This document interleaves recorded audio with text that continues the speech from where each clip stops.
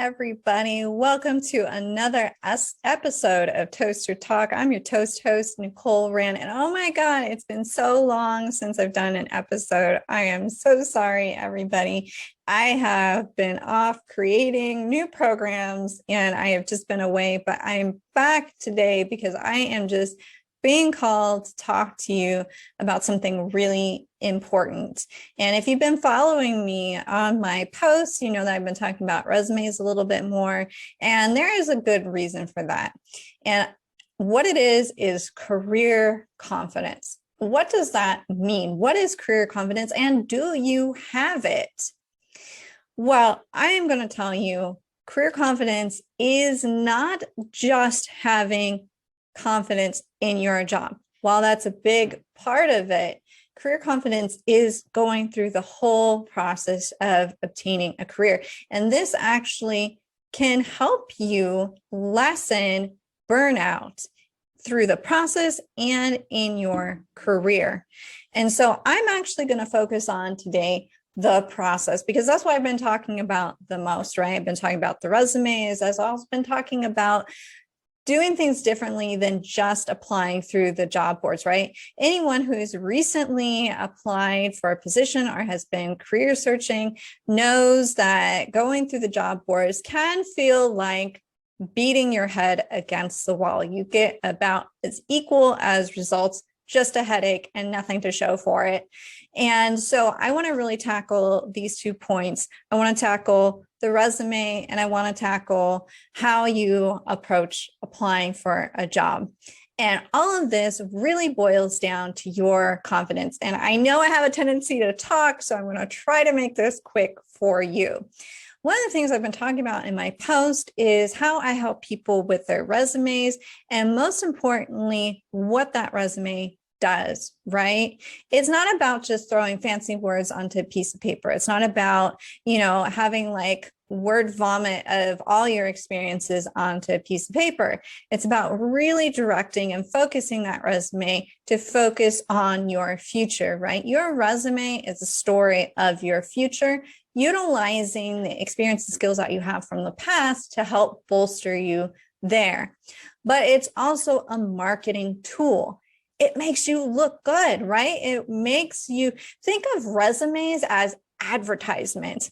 Could you imagine if your job was to sit there and sift through advertisement after advertisement? Which product do I want to buy? Can I understand the messaging? All of that. That's basically what recruiters and hiring managers have to do. And if they don't understand why they should buy that product right away, and I'm sorry, that's what you are when you are applying for a job, you're selling yourself, you're basically an asset, a product, right? Why should they pay for you? So if a recruiter or a hiring manager doesn't understand right away why they should hire you, you get skipped over.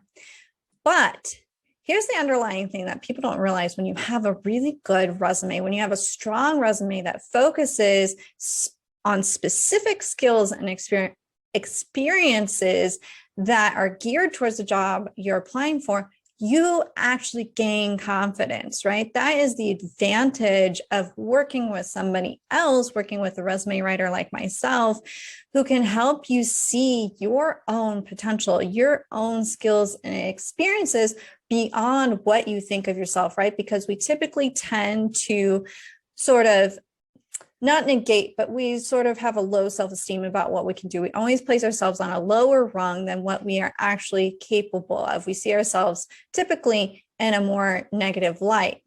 So having that is key. And then once you have that confidence, once you understand, oh my gosh, I am capable of filling this director role rather than applying for maybe assistant manager role, right? Once you can see that, then you also stop limiting yourself on where you apply, because just like not having enough experience for a position, you can actually have too much experience for a position.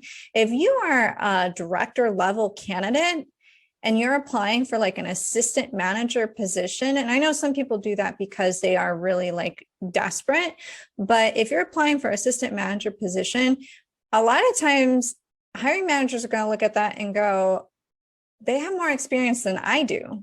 I wouldn't hire them for this position. It doesn't make any sense, right? And then there's various reasons why they may not hire you for that position. They think, oh, this is just temporary for them. They're going to leave me in a few months, different things like that. So it's important to really have career confidence before you even start going into finding that career that you want to be in.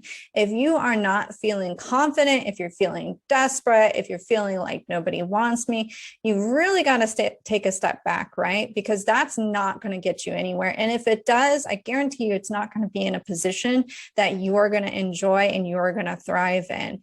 So that's what I want to touch on for today. Hopefully I was able to wrap that up quite quickly and concisely for you.